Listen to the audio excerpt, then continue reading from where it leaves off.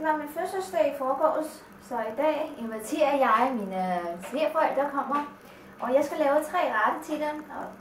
Og så har jeg mine forberedelser her, og jeg har skåret noget forårsløg og peberfrugt og gulerødder, og de skal steges sammen med svinekød, marineret svinekød. Og så skal jeg putte kinesiske svampe i, den sorte. Og en anden ret skal jeg lave, det er stegte oksekød sammen med rejer, og selvfølgelig også nogle grøntsager. Det har jeg altså broccoli og løg og forårsløg, den grønne, og så lille smule gulerødder skive. Og så har jeg pillet noget friske rejer, og det er kinesiske champignon, tørre champignon,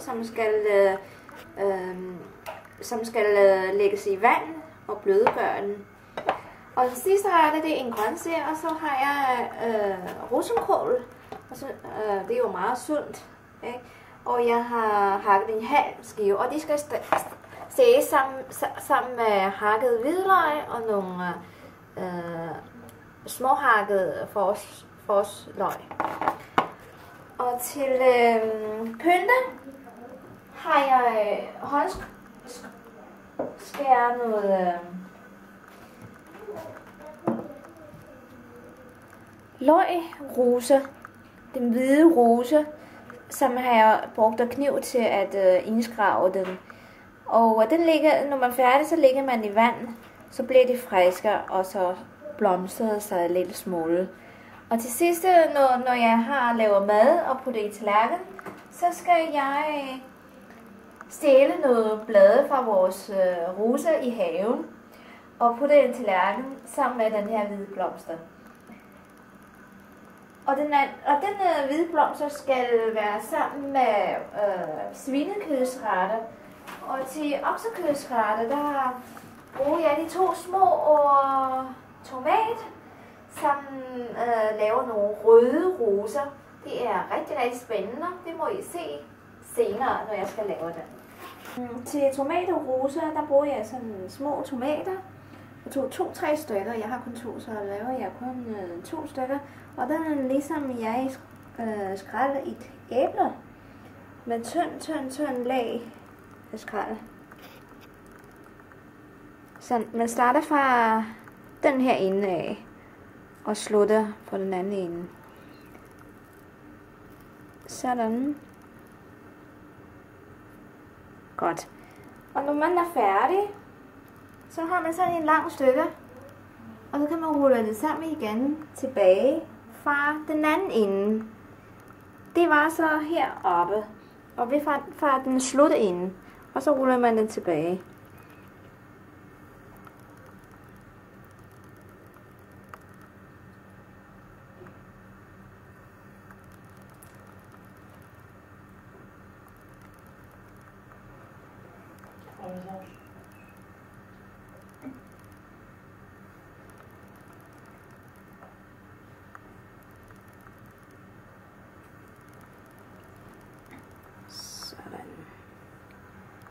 Så ruller man den tilbage, og så nu tryller jeg.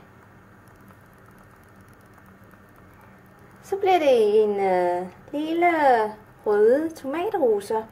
Så har man blader her. Så kan man nogle gange bruger man selleri i de grønne blade, og nu har jeg faktisk klippet noget roseblade fra min have, og så kan man stille den her.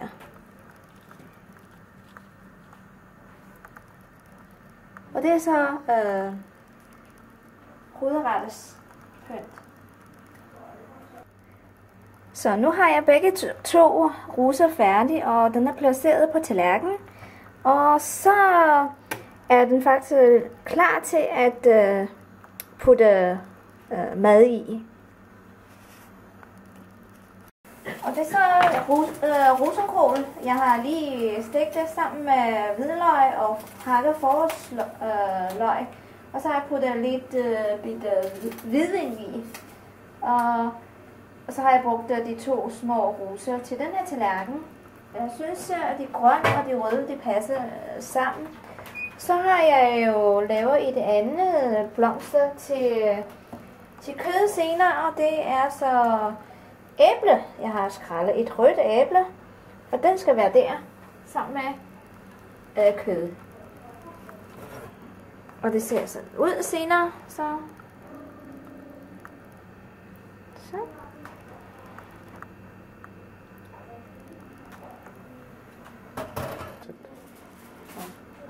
Så her er min oksekød med rejeret, sammen med en ruse, der jeg laver af hvidløg, med løg. Så den ser sådan ud.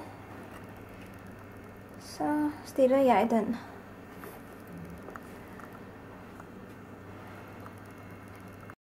Så er det svinekød med grøntsager, og den sorte, det er svamp, kinesiske svamp.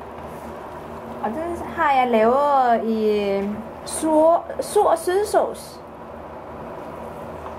Og man plejer også at putte nogle chili i, så jeg har ikke puttet chili i, fordi svigerforældre spiser ikke stærkt.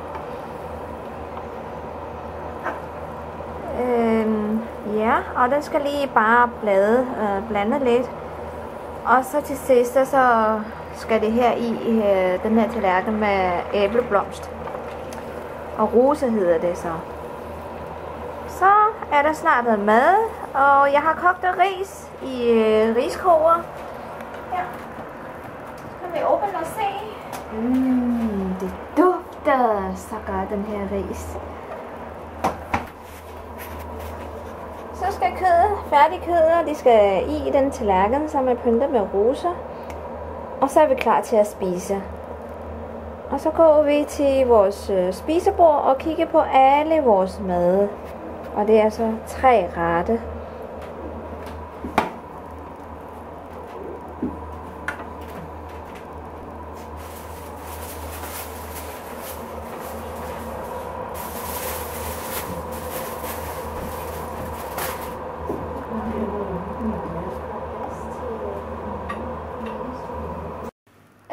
Så har vi 3 retter her. Rosekål og svinekød og oksekød med rejer. Og så har vi en god flaske rødvin til. Og så siger vi skål. Skål. Skål. Og tillykke med fødselsdagen. Og tillykke med fødselsdagen. Forgårs.